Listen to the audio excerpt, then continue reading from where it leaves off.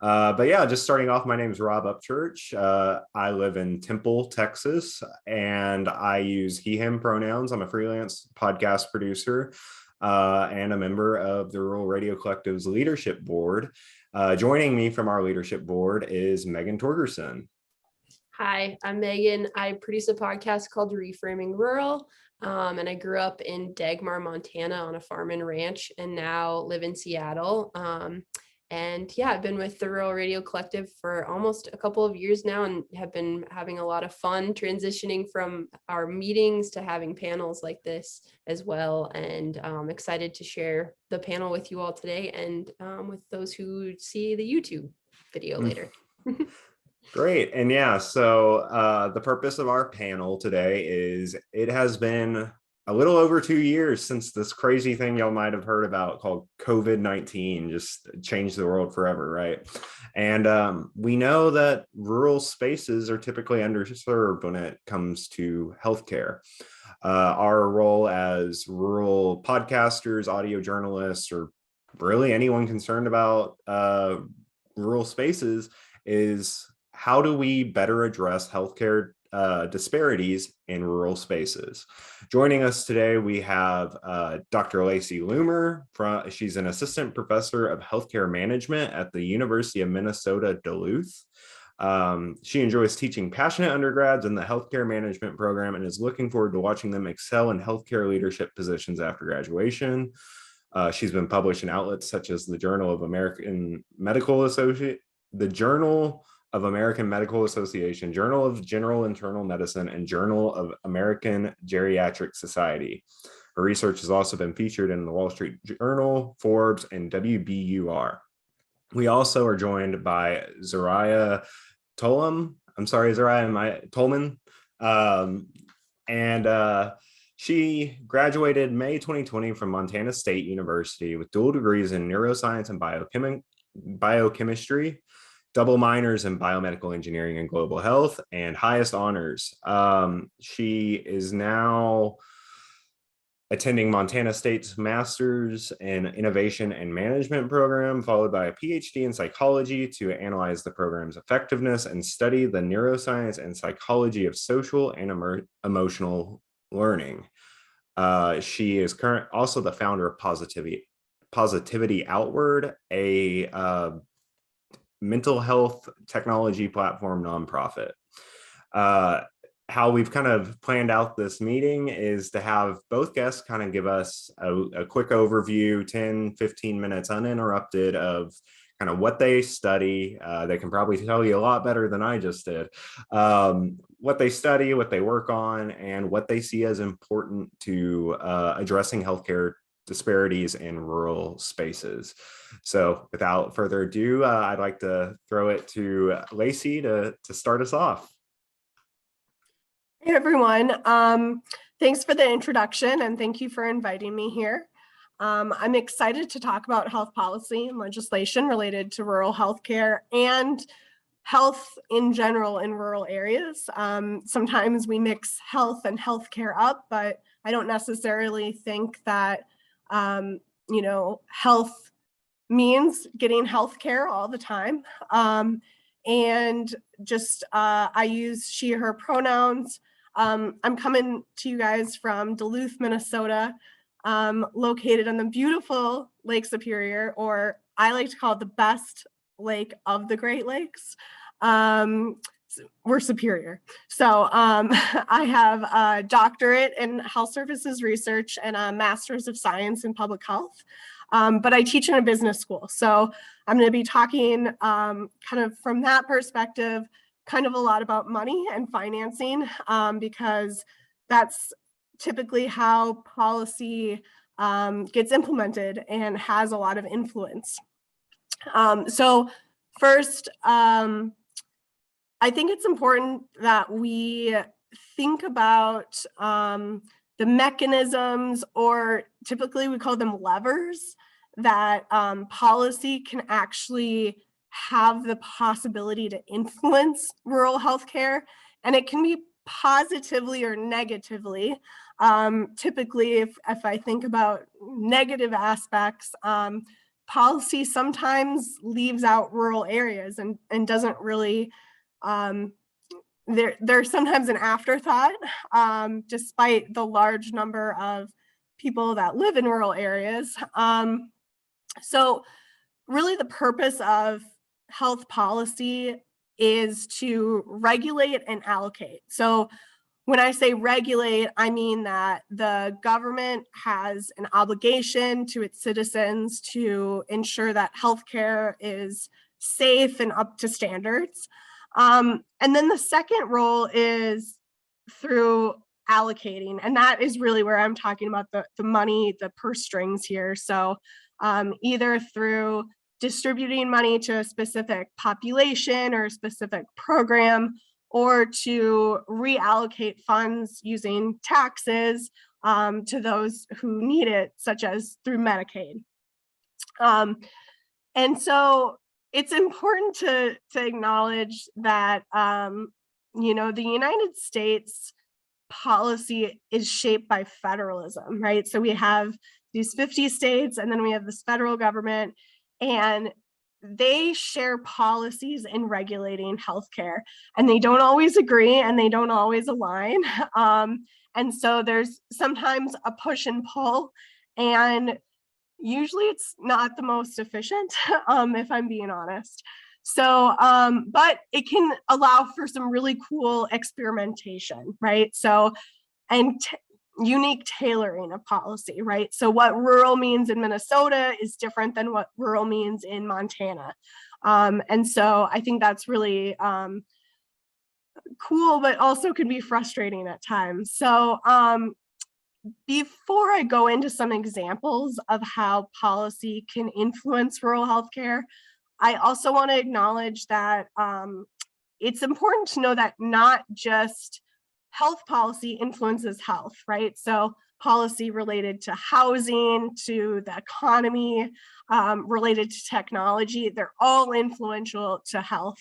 I'll circle back to this idea at the end. So one of the main ways that policy influences healthcare in rural areas is through higher payments and different reimbursements, and to healthcare providers specifically.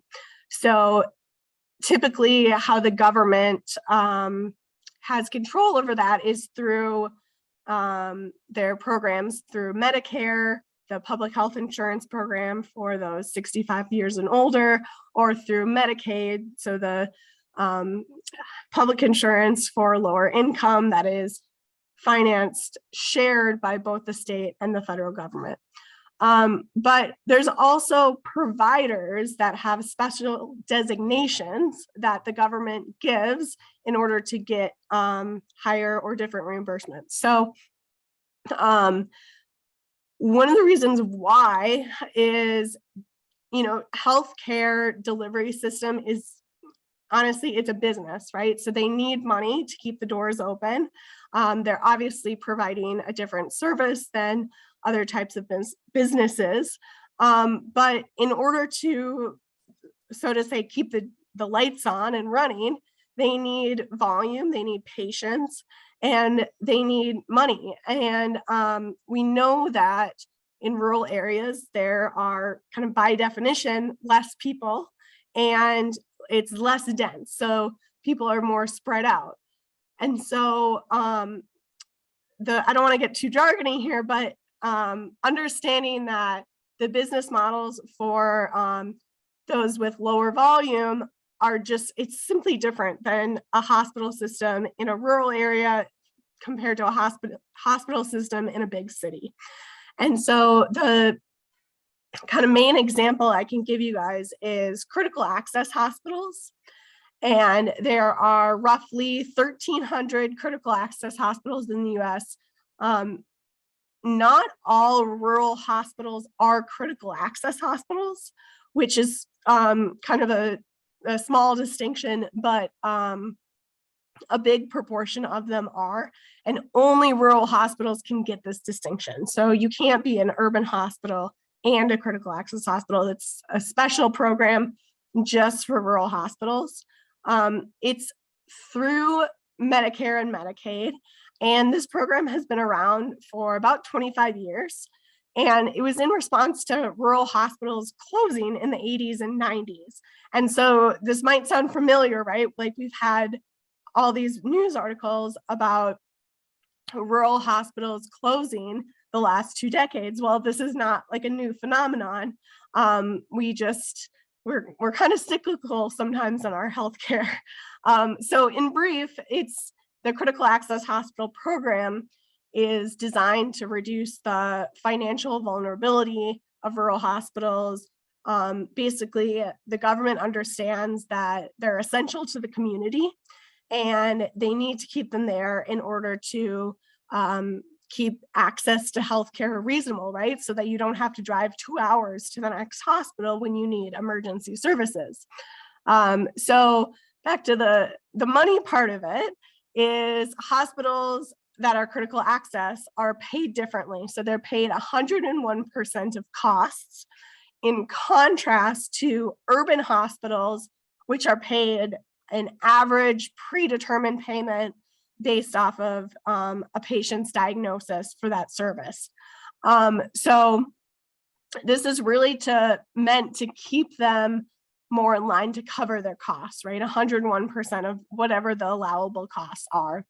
But with that, the government has some rules, right? The government doesn't just want to have every hospital get this special payment because they want to rein it in a little bit. So there's specific rules such as the hospitals have no more than 25 beds, so they have to be small.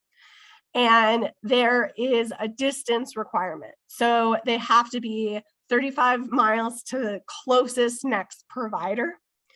And there is a rule that they have to be reasonably discharged within 96 hours or transferred.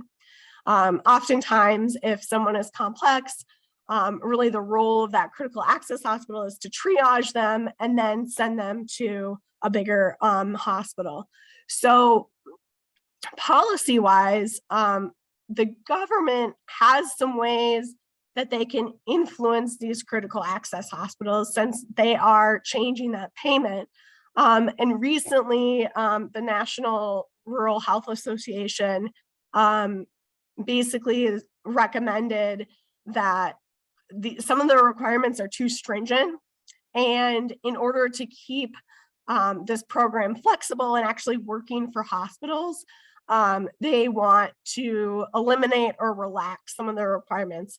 And in COVID, some of them have been relaxed. And sometimes with policy, it's once you give something or once you allow something to happen, it's kind of hard to take it away, right? So our systems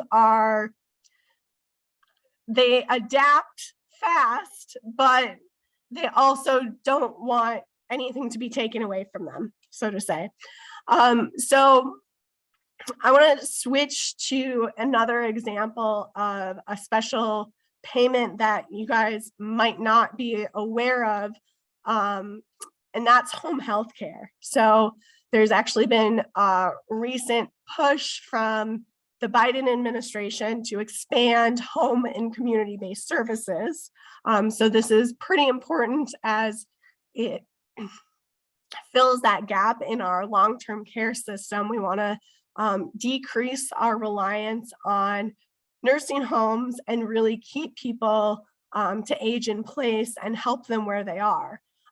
Particularly if you think of someone living in a remote area, home health care, the provider actually goes to them. They travel out to their house versus that person needing to go to the clinic or outpatient or physical therapy. So travel time, it really flips where the costs are. So the patient stays at home and the provider comes to them. So in recognition of that payment difference, Medicare intermittently provided these higher payments for home health agencies or providers that to patients in rural counties. And you could be a home health agency located in an urban county or a rural county. It didn't matter where the agency was located, matters where the patient is located.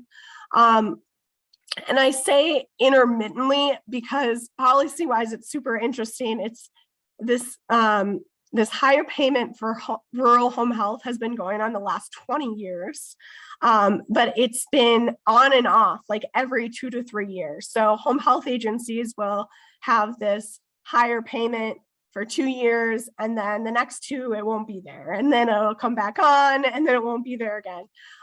So one thing is policy-wise, if you don't have any sustainability or not knowing what the future is going to be, it's really hard to plan from the labor perspective of hiring, right? If you don't know what your payment rates are going to be the next year.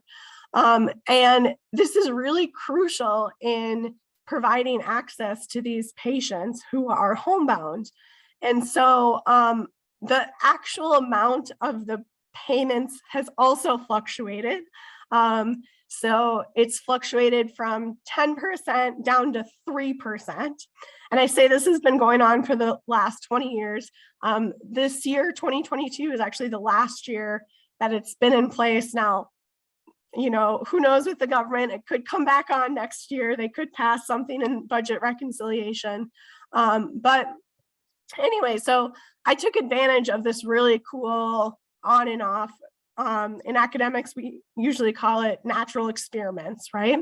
And so I looked at whether that higher payment actually influenced access.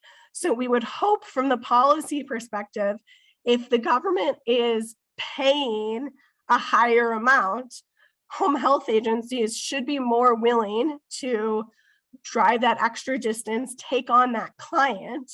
And so I used data from 2007 to 2014. So over 7 years, I had millions of observations from Medicare. So this is a Medicare policy.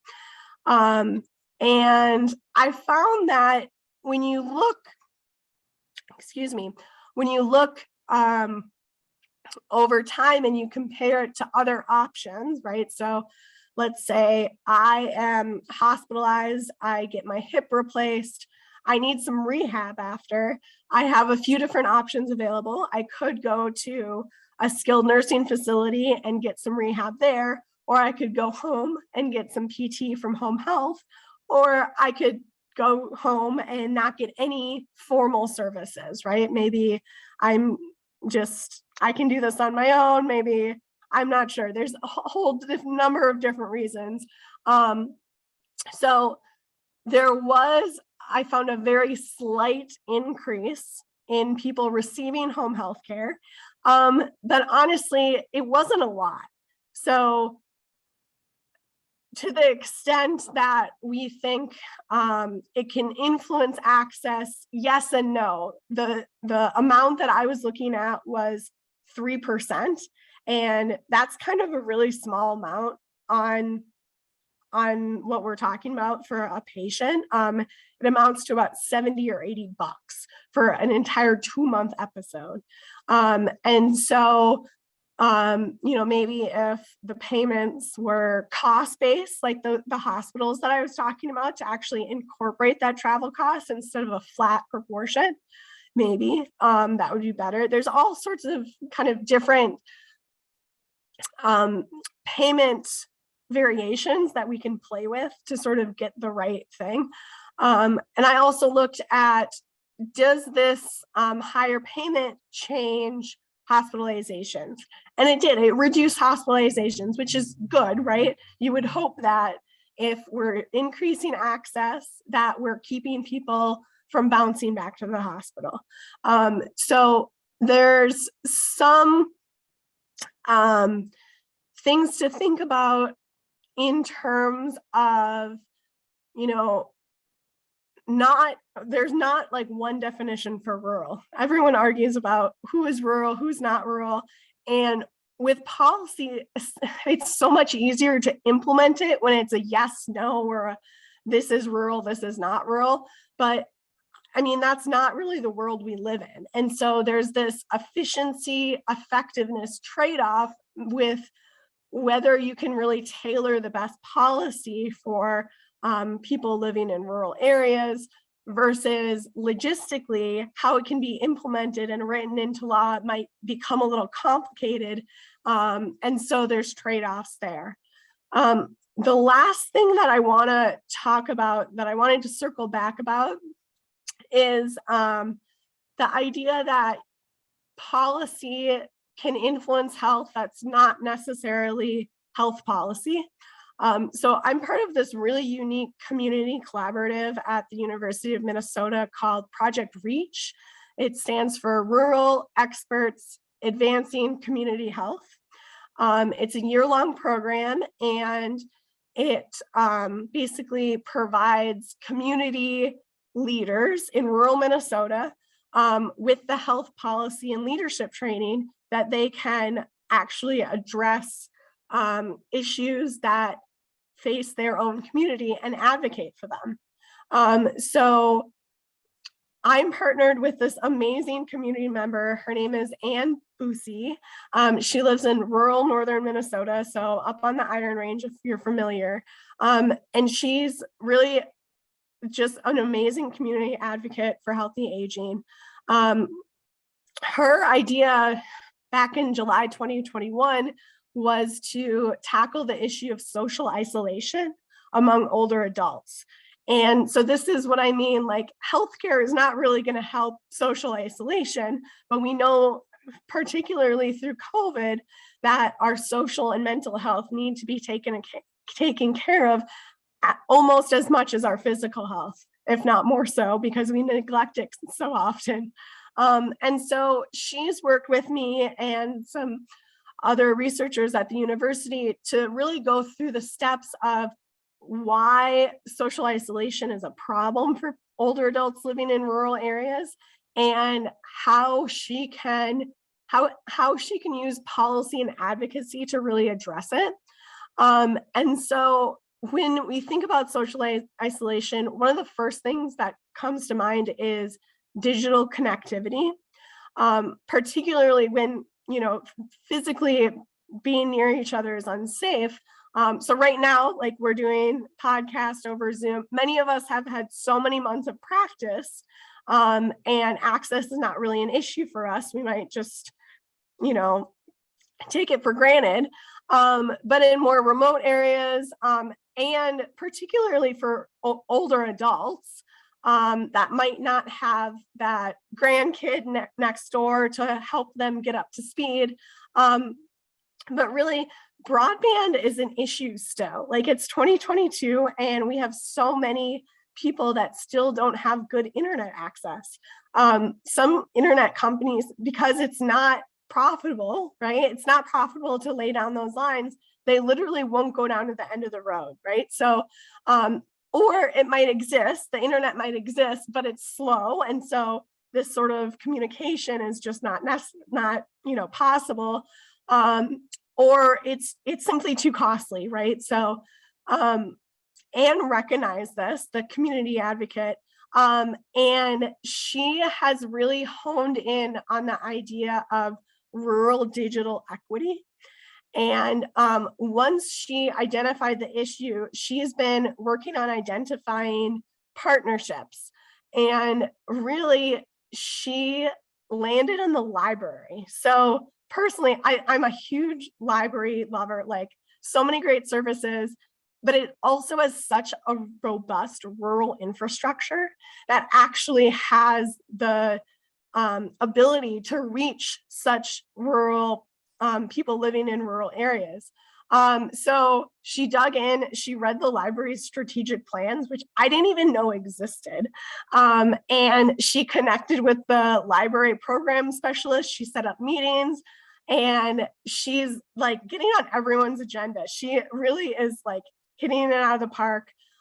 So this is just 9 months in. And so my hope is that she actually gets this digital equity for older adults in rural areas into the strategic plan for the next year.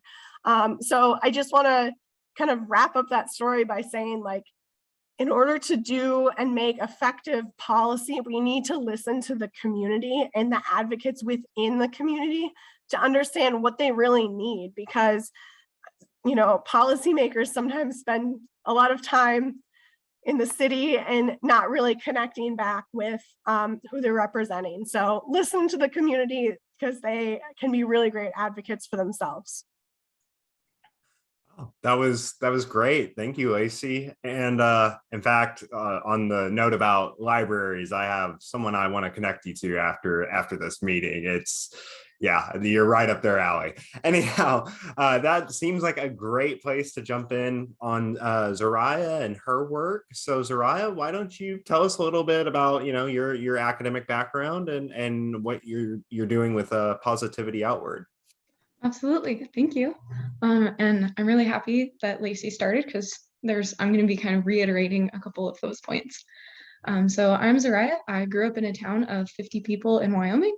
So I grew up kind of living that rural experience and experienced some challenges, despite it being like a very close-knit community.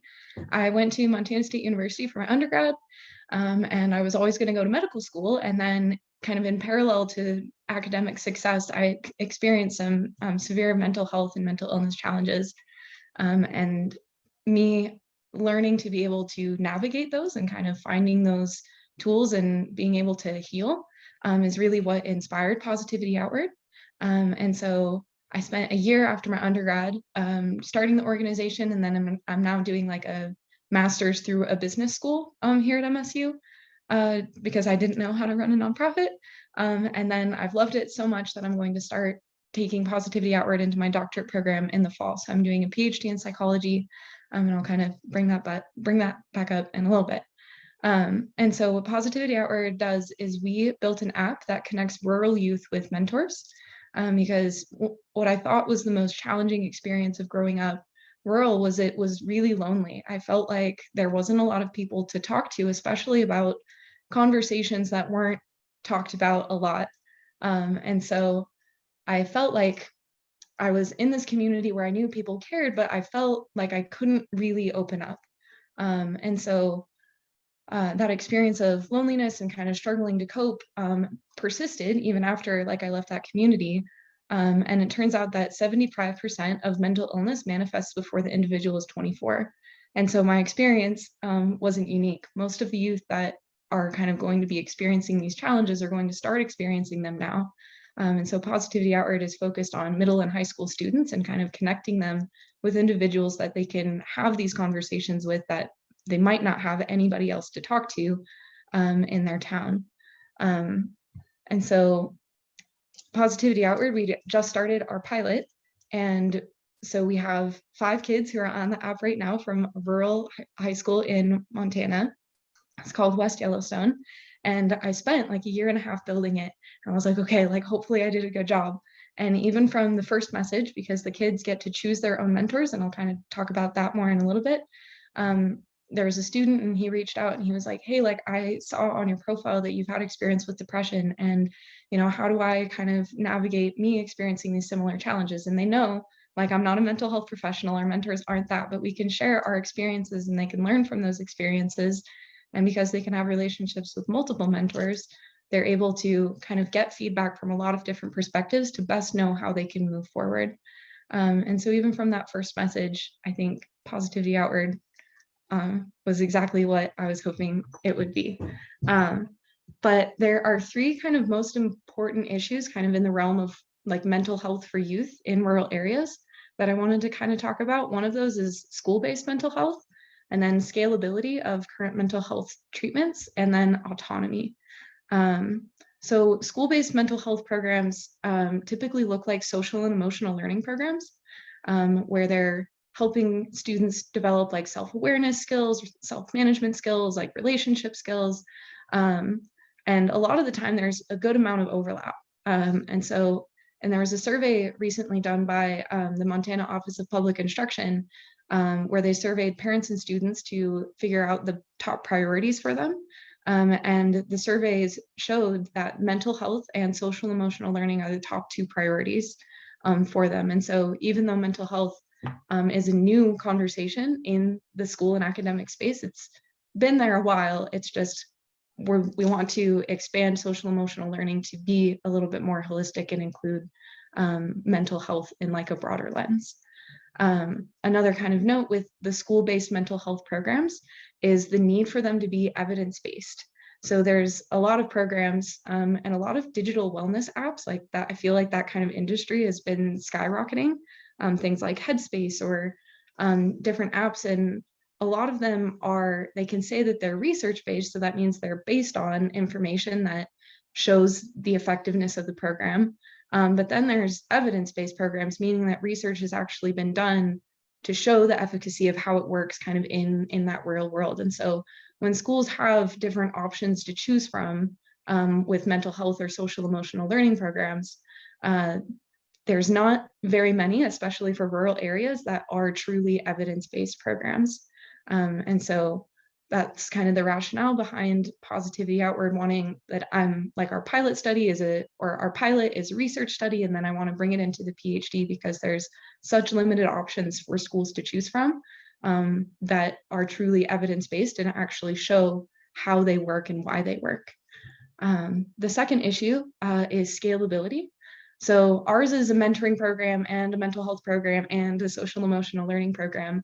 But all of these types of programs in rural areas really struggle with scaling. So the programs that do exist in these areas are typically isolated to that single area.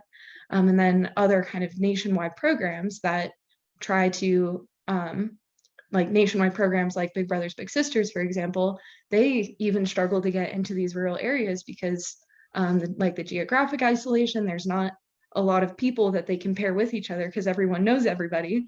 And so this scalability of these mentoring, social emotional learning, and mental health programs is a really big challenge. And so then kind of enter those influx of digital wellness apps, but then, they're not all the time like evidence-based. And then what I've found is that those digital wellness apps can often lose the relationships that make mental health or like that make health so important. So social emotional learning programs have been shown that that they work best when they're kind of guided through the support of a trusted adult, whether that be like a mentor, or there can even be like peer mentoring, or even like teachers in the schools.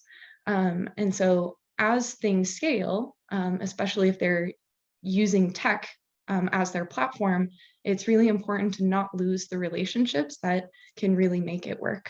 And so it can be really challenging, you're trying to build a mentoring program and trying to have really strong connections without these people ever actually meeting each other.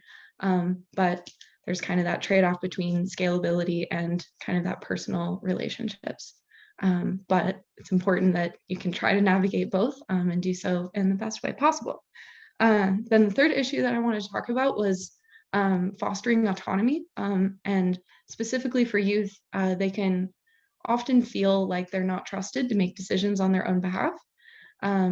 And so it's really important that the programs that are out there that are addressing whether that's social emotional learning or mental health or mentoring programs is that the students have autonomy in their role, and that they have options to choose from. So this looks like holistic, layered, and individualized support, so that each student can have the tools and the resources that they need for well-being as they define it. So like Lacey was talking about with the importance of listening to the people who are actually in the community, the importance of having the youth be able to say for themselves what they need and making sure that they have a wide variety of tools and resources to choose from at any given time, because their needs are also going to change. What works for them for a little bit might not work for them later on, but being able to kind of adjust and adapt and have both the self-awareness and the self-management to be able to know what they need and be able to advocate for themselves to find that is really important. And I think listening to their voice is a really key part of that. And so whether it be on the policy side or the legislative side, or if you're in the role of like a nonprofit founder, really listening to the voices of the people that you're trying to help. And so that's our rationale behind wanting students to choose their own mentors and being able to have multiple mentors. They get to really individualize the support that they have from each mentor. And so we have mentors that focus on like professional or academics. We have mentors that focus on like mental health stuff. We have mentors that are just kind of strictly self-discovery, where they've had some really cool experiences that the kids can kind of learn from. But no matter what, the students get to choose what they think best fits their needs and the best way to kind of go about doing that. And so I'm really glad that I can be here and kind of be a voice of rural a little bit, but also kind of knowing that my experience isn't what everyone's experience was, but that hopefully I'm building a platform that allows students to have the tools and resources that they need to get through their own individual experiences as well. That's all I have. Thank you. Sorry, I had trouble unmuting there. Well, that's great. And so this will kind of lead us into our open, I don't want to use the word open, but our Q&A session. I'll ask anyone, if you have questions, please DM them to Megan in the chat, and then we'll get the questions asked. But kind of just starting off, I'd like to go back, Zariah and Lacey, I'm going to ask y'all kind of the same but different question, starting with Lacey.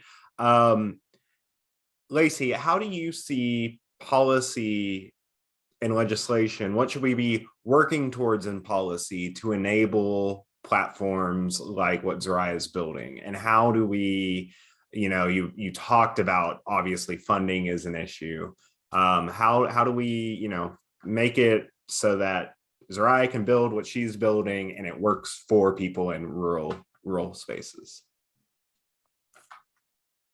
Yeah, so I think the programs Zariah is creating and envisioning is really important.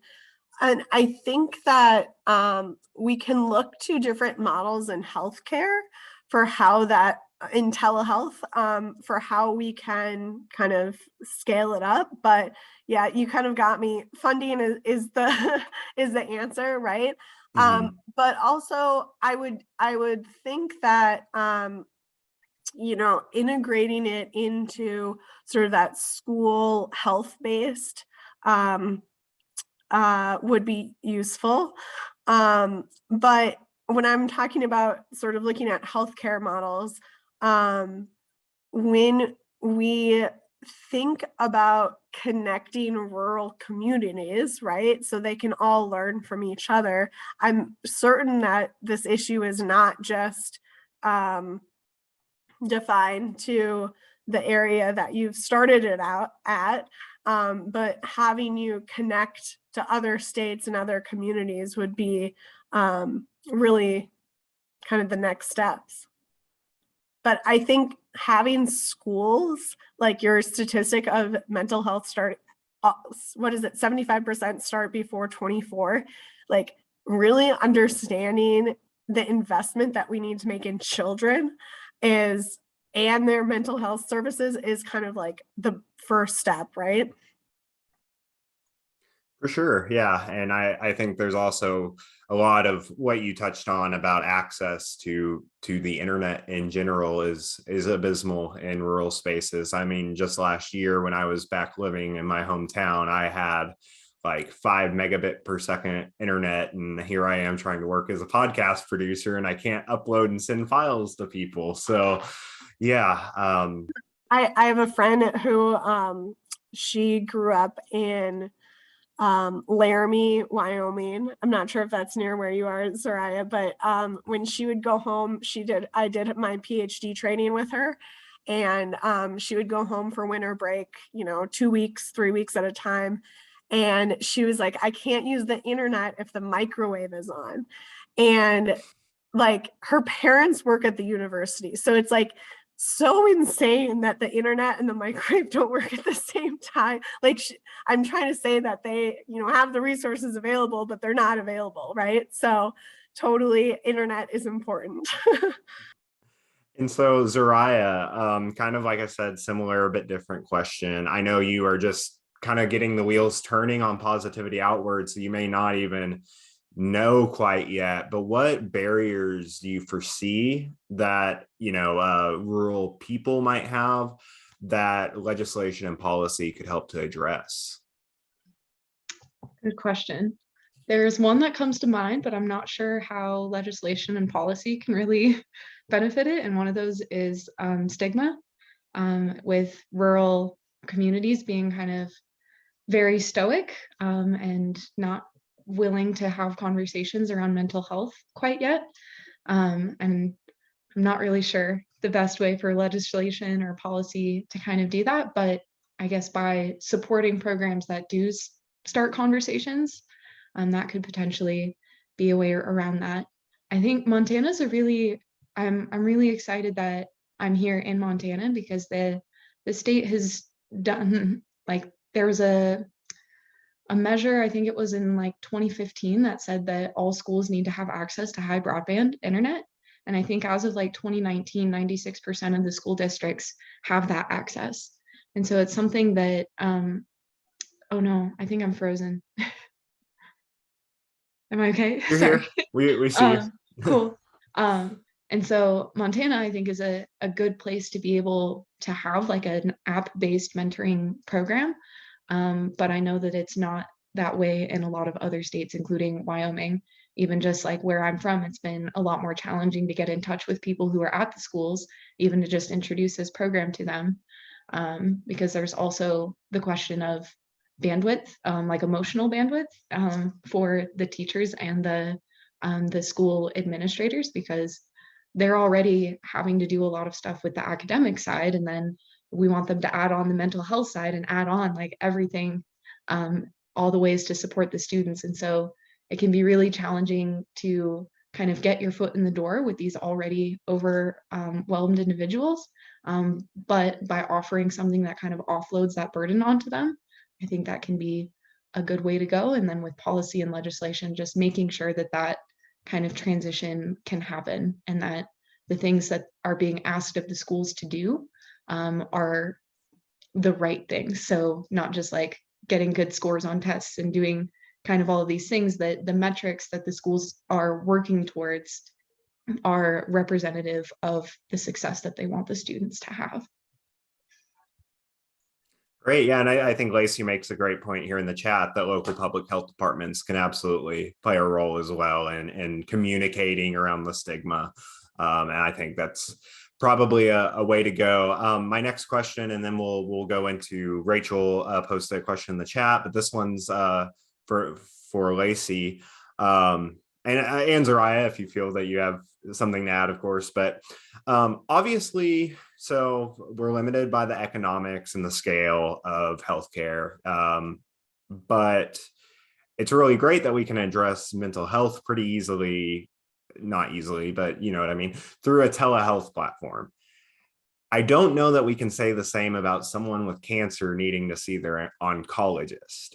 I recently, just last weekend, not this most anyhow, I recently took a trip to through West Texas, which is a notoriously sparsely populated area, and I don't think it's hard. I mean, I'm talking about driving through towns where as you're going through town, you see a sign that says last gas for 60 miles, you know, places like that.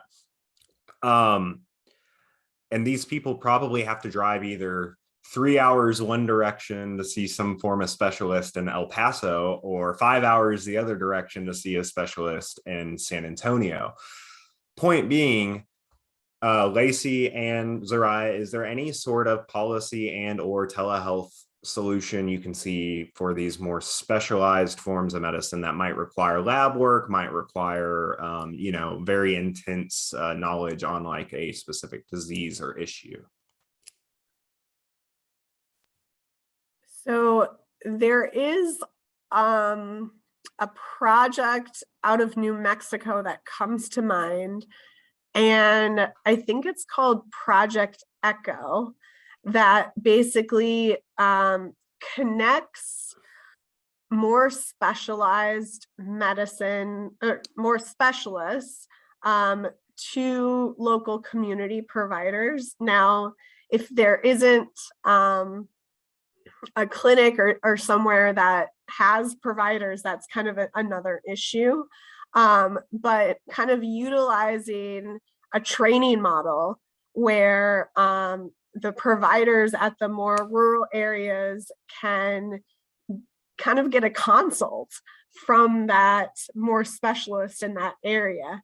So that is one way that we can sort of address those issues. Now, treatment is certainly kind of a different story, right? And because the cost of providing like treatment for cancer, it's so high, it needs to be like centralized. But there comes in issues with transportation and social support and whole other things. But I think when it comes to telemedicine in the future, kind of like coming out of COVID, I think understanding that it's still a necessity. It still needs to be around. We can't just get rid of it. And I think it is here to stay. Whether we aggressively move towards it or move away from it, I think might be sort of a localized approach, because there's definitely different feelings both from providers and patients about their perspectives on whether they like telehealth, right? So as long as it is taking into account sort of those patient preferences, I think that we can get there. But yeah, that's not really a great answer because it was a hard question, but that's what I got. Yeah, and definitely not the healthcare professional here. So I'm probably asking things that are totally outside of the scope of what can be solved. But I really appreciate that answer. Zariah, do you have anything to add on that question, or how you as someone building a telehealth platform might see specialized medicine addressed through telehealth? I don't have much to offer on the specialized medicine part, no. Okay. Well, Rachel Kramer makes a great point right here in the chat that she's heard of some hospitals in Montana using virtual consultations for things like severe burns, since the closest burn center is in Salt Lake City, Utah. So at least using telehealth to kind of say, hey, do we need to send you somewhere versus can it be treated locally?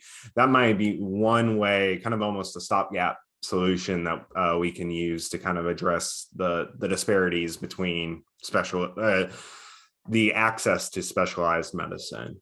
Now we had another question from Rachel Kramer. This one's for Zariah. She would like to know, how does Positivity Outward select and screen mentors? Super great question. So we have a pretty extensive training process. So the mentors have to fill out an application and do an interview. And those questions for the application and interview were adapted from like a suicide hotline. And so they're meant to kind of get at like the motivations and kind of the emotional triggers potentially that our mentors could have. And then following the interview, we do like a background check.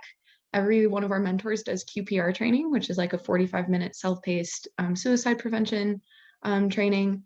And then they attend a 3-hour group orientation where we cover 10 modules that include everything from like, what is your role as a mentor? How do you guide reflection and action? Because the foundation of our program is that no matter what topic area the mentor is helping with, they're supposed to guide the students to be able to use reflection and goal setting as tools to kind of navigate those experiences.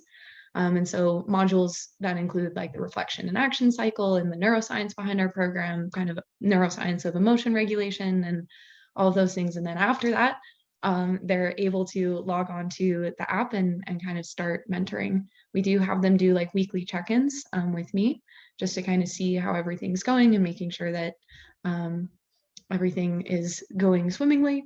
But we've got 35 mentors right now, and a lot of them are individuals that I've come to know like in my undergrad or in like my graduate program, of just people that once I checked in with them, they were like, oh, this is something like, how do I sign up to be a mentor?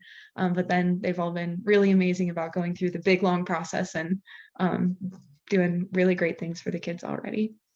Well, and that's a great point for me to jump in and kind of ask my follow-up. Where do these people come from, both academically and geographically?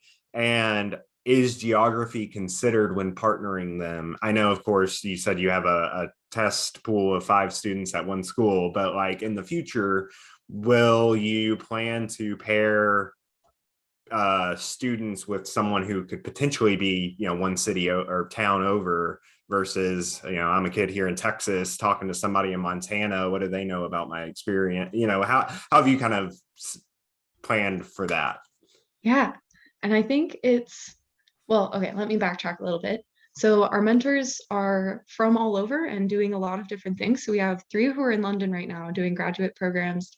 And then we've got mentors in 10 different states. And so they're in a lot of different places. We have one mentor that graduated from the high school that we have students from.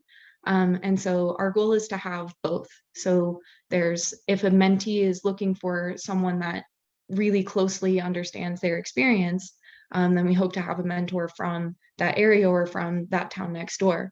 But if a mentee, and I think this is the type of mentor that I would have resonated with, like I wanted to know what the world was like outside of where I was growing up. And so being able to choose a mentor that best suits your needs, and then hopefully on the back end, we're training a wide variety of mentors so that there's something for what each student needs. And then they're ultimately the ones that get to choose what they think that they need, because I don't want to do any of the pairing. They just get to choose and have that autonomy over that decision. Great. Well, yeah, that's really cool and seems to reflect what I've heard on other, telehealth and mental health sort of platforms, is that, yeah, it's very much needs to be catered to the individual's desires and what they're looking for. Because, yeah, one person may want someone who demographically matches them, another person might not care. So that's really cool to hear. Do we have any more questions? We're approaching the end of our time, and I of course want to be respectful of our guest time, but Megan or Rachel, do y'all have anything? We lost Beth, her phone died. But anything y'all would like to ask? I do. I have a question. So in hearing both of you speak, it really helped me draw the connection between like Zariah's platform and preventative care, and also the social isolation project that you referenced as a form of preventative care too, because if you don't address that kind of mental stress, that can manifest, of course, in other ways. And so that just made me curious if either of you have seen any like policy and legislation or citizen lobbying efforts, or I don't know, startup nonprofits that are kind of trying to address the issue of preventative care in rural spaces, or what comes to mind when you kind of think of that? I think it's important, and I haven't really seen a whole lot, but my guess is it's probably out there. I just can't think of an example right now. I also can't really think of an example. I know there's a lot that are doing work in urban areas, just like other startups or organizations that have created like digital wellness as like school-based programs. But not a whole lot going on in the rural space that I know of yet. Yeah, and maybe as some of the stigma around mental health becomes dismantled, maybe there'll be more preventative care efforts that pop up too. Yeah. Thank you all so much. That was so informative. I have a long list of notes. Yeah, that was great. And like I said, I could sit here and ask questions all day, but I want to be very respectful of everybody else's time. The fact that people probably don't want to listen to me ask a bunch of questions. But yes, Lacey and Zariah, thank you so much for spending the time with us and sharing your knowledge and expertise. And I think I heard a few things I'd like to connect with both of y'all offline about, because both projects that y'all work on, or both kind of things you work on in general, are very, very interesting to me. And so if I can ever be of assistance to you, please don't hesitate to reach out. But with that said, this is kind of the end of our rural healthcare meeting.